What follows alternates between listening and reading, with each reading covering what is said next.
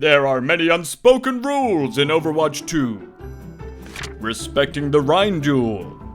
Earning pocket healing by waving to your Mercy in spawn. Staggering the poor baby diva.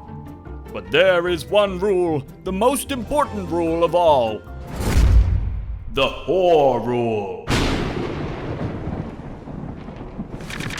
The whore rule, to put it simply, is made up, okay? It's something that my friends and I concocted to keep us in line in the game.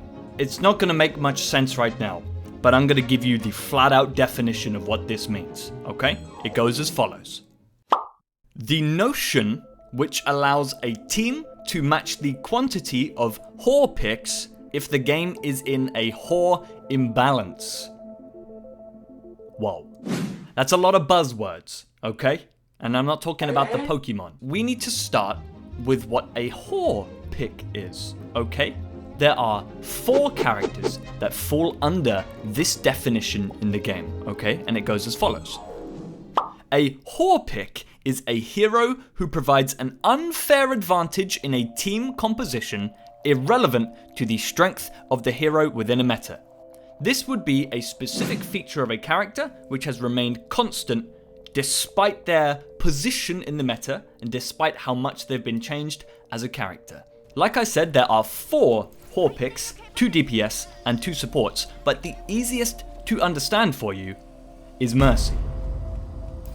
Mercy is a direct whore pick because what Mercy does for you is completely throw off the balance of a 1v1. Example, okay? You are an Ashe, and you're going against an Ashe, but they have a Mercy on their team.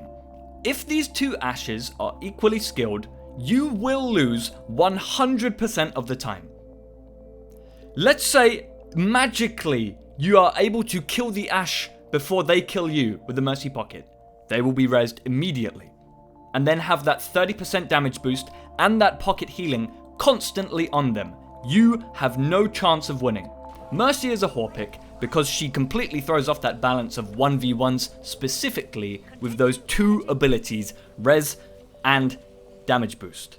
The single target healing also doesn't help, but she wouldn't be a whore pick just for that. So that's why Mercy's a whore pick. Suck it up, Mercy players. I don't care. She's a whore. The next whore pick is the other most popular girl support, that being Kiriko.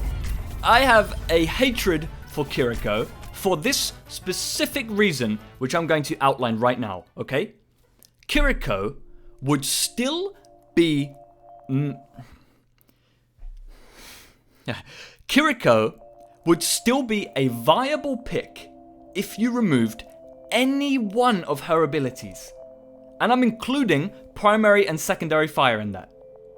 That is nuts. Kiriko's strongest ability, Suzu. Remove it. She's still a very viable, damaging support. Kiriko is equipped with the best cleansing ability in the game, the best movement ability in the game, a second movement ability which is wall climb, the best damage output for a support with her stupid 2-shot kunais, and one of the best healing sources as well. It's insane! Remove any one of them, she's still viable. She is the biggest whore on this list.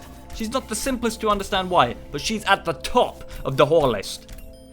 The next character in that would be Sombra. Okay, Sombra is the first damage whore pick, and here's why.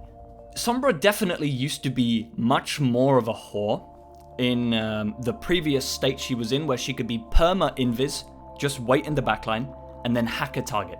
That was all she would do. That is incredibly unfair and incredibly whore-esque, if you ask me. But now, just simply having the ability which stops people from having abilities is whorish. It's incredibly stupid, it's incredibly dumb. She's probably at the bottom of the whore list, in all fairness. She's not as hoary anymore. But the hack ability, paired with her ult, which is, I'd argue, probably the best ult in the game, considering you don't really need much to get it off. Its success rate is incredibly high, and its effectiveness along with it is incredibly high. Sombra is the third whore pick. The final whore pick is maybe a little controversial to say, but it is Widowmaker. If I told you the reason why Widow's a whore pick is because she can one-shot, people would be irritated. Hanzo can one-shot, oh my god, he's a sniper as well. No, not quite. Hanzo can one-shot, that is true. However, the fact that it's a projectile makes it incredibly more fair and easier to avoid. Hanzo requires a lot more skill to hit a shot because you have to arc the projectile, first of all, so you have to aim slightly above them. Second of all, you have to lead your shots if you're far away, which makes sense. The gameplay of Widowmaker is so CSGO-esque, where you're just standing at the back on a high ground, holding a certain angle, waiting for pixels to change color, and then just clicking and getting a headshot 60 meters away.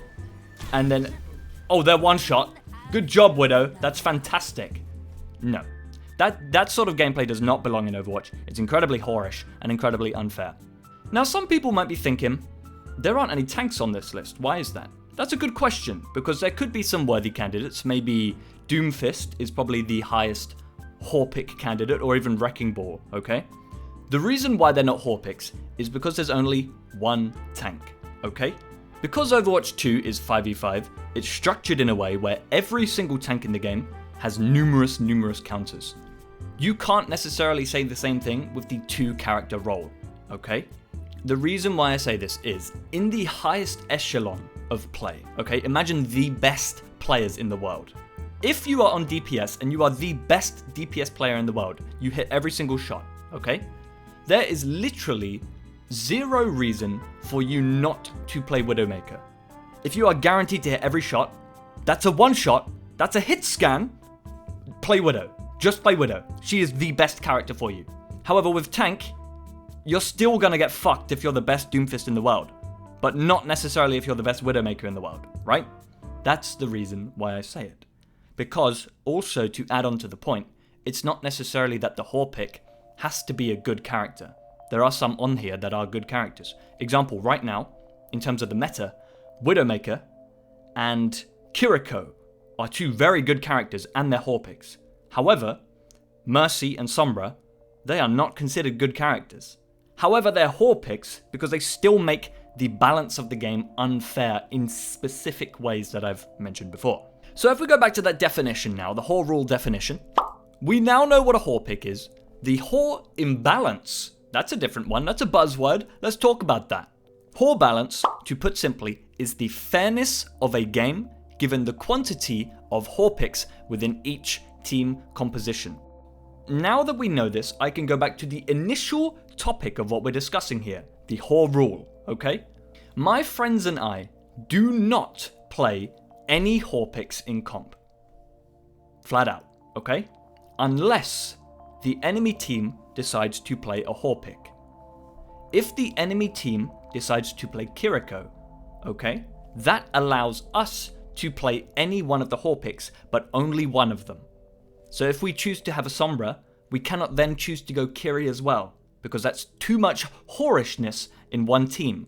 If the enemy team just so happens to run 4 Horpicks, that allows us to play 4 whores, if we really want to. I try my best personally to avoid Horpicks, but we can do it if the enemy team's running it.